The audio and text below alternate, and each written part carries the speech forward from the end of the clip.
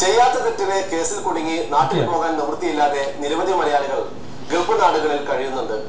നിരപരാധിത്വം തെളിയിക്കാൻ കഴിയാതെ നിയമത്തിന് മുന്നിൽ ഇവർ കുറ്റവാളികളായി കഴിയുകയാണ്. ചൂഷണങ്ങൾക്കും തട്ടിപ്പുകൾക്കും ഇരയായി തീർത്തും നിസ്സഹരായ ഇവരുടെ അവസ്ഥ ദയനീയമാണ്. സ്പോൺസറുടെ കയ്യിൽ വിസ പുതുക്കാൻ നൽകിയ പാസ്പോർട്ട് ദുരുപയോഗം ചെയ്തത് മൂലം കേസിലകപ്പെട്ട തിരുവനന്തപുരം സ്വദേശി മുഹമ്മദ് യാഫിയുടെ അനുഭവം അത്തരത്തിൽ ഒന്നാണ്.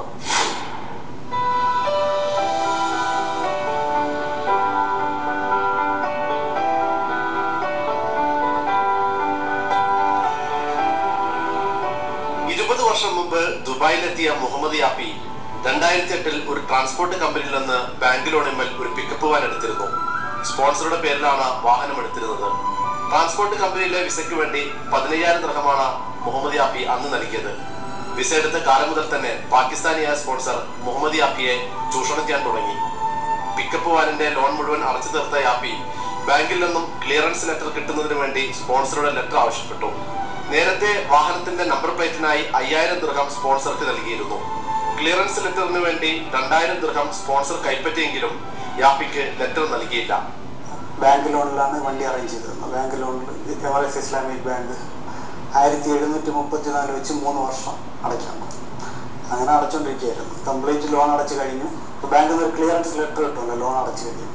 അതിന് വേണ്ടിയിട്ട് സ്പോൺസർ അടുത്ത് ചെന്നപ്പോൾ പറഞ്ഞ് ആ ലെറ്റർ മേടിക്കാൻ വേണ്ടി 2,000 ദിർഹംസ് വേണമെന്ന്.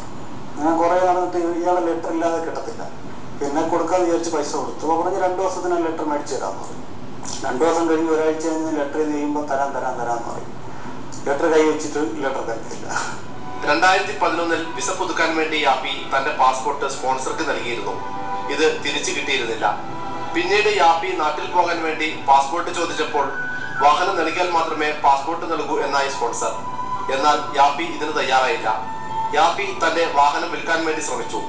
ഇതിനായി സ്പോൺസറെ സമീപിച്ച സമയത്ത് യാഫിയെ പോലീസ് പിടികൂടുകയായിരുന്നു. അപ്പോൾ ഞാൻ പറഞ്ഞു എനിക്ക് നാട്ടിൽ പോകാൻ പാസ്പോർട്ട് വേണം. അപ്പോൾ പറഞ്ഞു വണ്ടി കൊണ്ടുവന്ന് വീട്ടിലിട്ട് തന്നാലേ പാസ്പോർട്ട് കിട്ടുള്ളൂ. ഞാൻ പലയിടത്തും തിരക്കിയപ്പോഴും ഇവൻ ഈ അറബി ആളെ ശരിയല്ല. വണ്ടി കൊണ്ട് കൊടുത്തു കഴിഞ്ഞാൽ ഇപ്പോൾ ലെറ്റർ അവൻ്റെ കയ്യിലിരിക്കുന്നു, നമ്മൾ അടച്ചും കഴിഞ്ഞു. നമ്മൾ വണ്ടി കൊണ്ട് കൊടുത്തിട്ട് നമുക്ക് പാസ്പോർട്ട് തരും. നമ്മൾ നാട്ടിൽ പോയി കഴിയുമ്പോൾ വണ്ടി വിറ്റിട്ട് നമ്മൾ തിരിച്ചു വരുമ്പോൾ അബ്സ്കോണ്ടിങ് എന്നും പറഞ്ഞിട്ട് ചിലപ്പോൾ എയർപോർട്ടിൽ അടിച്ചിട്ട് നമ്മൾ ഇങ്ങോട്ട് ഇറങ്ങാനും പറ്റില്ല. നമ്മൾ മുടക്കിയതെല്ലാം പോകും. അപ്പം ഞാൻ വിചാരിച്ച് വണ്ടി വിറ്റ് പോവാം, നമുക്ക് സുഖമില്ല, വണ്ടി വിറ്റ് പോവാന്ന് വിചാരിച്ചിട്ട് രണ്ടും പോയി സംസാരിച്ചു. ഓക്കെ, വണ്ടി വാങ്ങിക്കാനുള്ള ആളിനെ നമ്പർ പ്ലേറ്റ് ഇളക്കി വീട്ടിൽ വാ, എനിക്ക് 25,000 ദിർഹംസ് വേണമെന്ന് പറഞ്ഞു. ആൾറെഡി ഞാൻ 13,200 രൂപ ഈ 3.5 വർഷം കൊണ്ട് കൊടുത്തിട്ടുണ്ട്. അപ്പോൾ ഇനി 25,000 വേണമെന്ന് പറഞ്ഞു. പിന്നെ പല വഴിയും നോക്കിയിട്ടൊന്നും ഒരു രക്ഷയില്ല.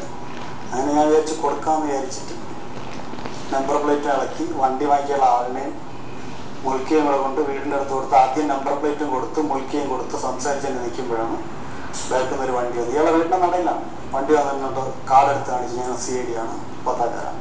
അങ്ങനെ എല്ലാവരും ID കാർഡ് കൊടുത്തു. ആ 4 പേര് കൊടുത്തതിൽ അയാൾ ആ CID തന്നെ പോലീസ് സ്റ്റേഷനിൽ ഈ നമ്പറുകൾ മൊത്തം വിളിച്ച് ചോദിച്ചു. എന്നിട്ട് എല്ലാവരുടെയും പുസ്തകം തിരിച്ചു കൊടുത്തു. എന്നെ മാത്രം മുഹമ്മദ് യാഫി ലീഗറെന്ന് പറഞ്ഞു.